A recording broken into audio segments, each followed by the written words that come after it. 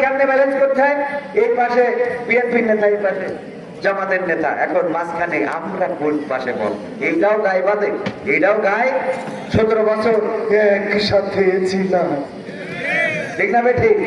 17টা বছর আর আগে 5, 17 আর 5 কত? 22 বছর একসাথে আমরা রাজপথে, সংসদে, ময়দানে কাজ করলাম। এখন কি এমন হলো যে একজন আর একজনের আমরা দেখতে পাচ্ছি না? আমরা যদি ঐক্যবদ্ধ না থাকি তাহলে ফ্যাসিস্ট ঢুকে পড়বে অনায়াসে, ঠিক না বেঠি? হাদির গুলি করলো, আর একজন নেতা দেখলাম যে ওসমান হাদির নামটাও, উনার দলটাও ইনকিলাব মঞ্চের যে উনি নেতা, এটাও বলতে যে উনি বলে উঠতে পারছেন না। আমার মনে প্রশ্ন জাগলো, যদি এই হয় অবস্থা, বাংলাদেশের মানুষ কি করবে ব্যবস্থা, ঠিক না? যারা ত্যাগ স্বীকার করেছে, যাদের বদৌলতে বেগম জিয়া মুক্ত, যাদের বদৌলতে তারেক রহমান দেশে আসতে পারবে, যাদের বদৌলতে এখন আর বাংলায় হাজিরা দিতে হয় না, যাদের বদৌলতে জেলখানায় থাকা লাগে না, যাদের বদৌলতে আলাদা আলাদা রাজপথে, ময়দানে, মঞ্চে কথা বলতে পারে, তাদের নামগুলো যদি আমরা সঠিক করে বা আপনারা সঠিক করে না বলতে পারেন, তাহলে বুঝে রাখবেন আপনি জুলাইয়ের হক আদায়ে ব্যর্থ হয়েছেন।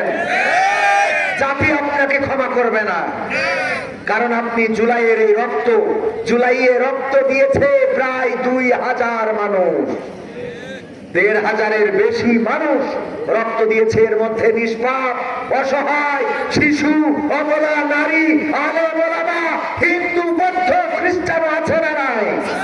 তারা এত কষ্ট করে দেশে কথা বলার, দেশে চলার স্বাধীনতা এনে দিল, আর তাদের নাম বলতে যে আপনার জনতা চলে আসে, কে কোন মঞ্চের নেতা, কে এনসিপির নেতা, কে ইনকিলাবের নেতা, কে জামাতের নেতা, কে বিএনপির নেতা, এটা যদি সঠিকভাবে বলতে না পারেন তাহলে বুঝে নিতে হবে রাজনৈতিক চর্চায় আপনার ভুল হচ্ছে।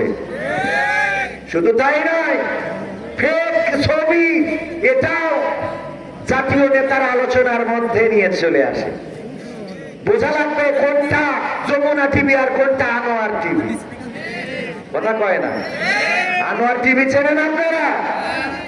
কোনটা কাল বেলা আর কোনটা বিয়ে বেলা, এটা একেবারে সঠিক করে বললাম না। হ্যাঁ, এরকম বানাইছে না চ্যানেলে, মানে লোগো এমন কায়দাই করেছে দেখে বোঝাই যায় না কোনটা কাল বেলা আর কোনটা বাংলাদেশ সমুখ বেলা। সত্য বলছি না মিথ্যা বলছি? এইগুলো নিয়ে যদি কথা বল, কয়েকদিন আগে আমাদের হামজা ভাইরা তো এইভাবে